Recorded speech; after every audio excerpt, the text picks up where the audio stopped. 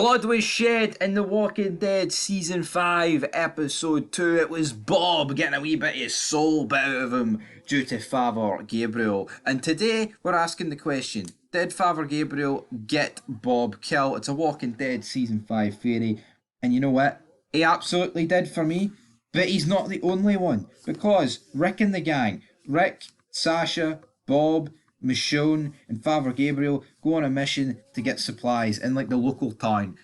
And all the supplies are submerged in water with all these other walkers.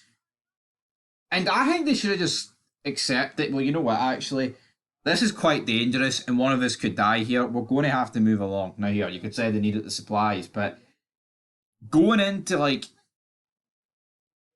neck-high water, for some people, obviously some people are taller than others, I think it's ridiculous to do in a zombie apocalypse, especially when one bite is fatal. Like, yeah, I mean, well, you get bit in best case scenario, it's on like an arm or a leg. So you can call it a day. I mean, I don't really get the logic here. I mean, yeah, Father Gabriel, right? He's the one at the end of the day that kind of broke formation and ran away, which caused Bob to get dragged under. But I think this is an idiotic plan for it. I mean, they would not take this risks in other certain situations, and it's not like they've been without food for weeks or like 5 days. It's not been that long, so didn't really get it. So for me, Gabriel did get Bob killed, but there's a few other people to play in this regard. But we're going to look at the comments. Easy D says pretty much.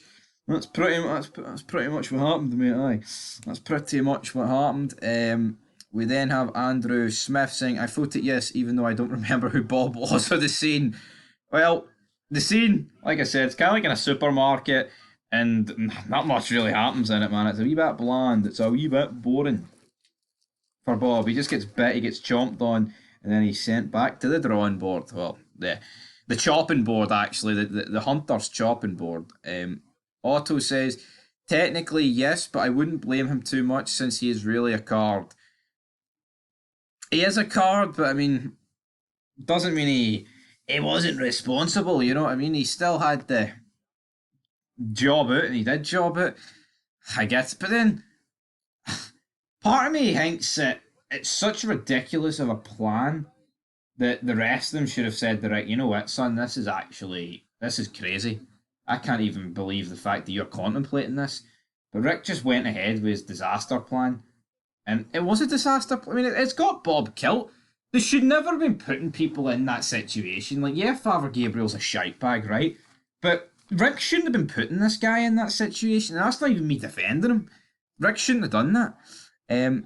Alex says, no, he had nothing to do with it. Well, come on, son. Did you watch the show or did you not? He clearly did. They're holding formation. Big Bobby jobbed out. Well, he got jobbed out by Father Gabriel. Father Gabriel runs off, tries to get to the stairs. Rick ends up saving him, but then Bob, trying to get over, he gets bit in the process, but we didn't technically know about it. Did somebody say, just eat?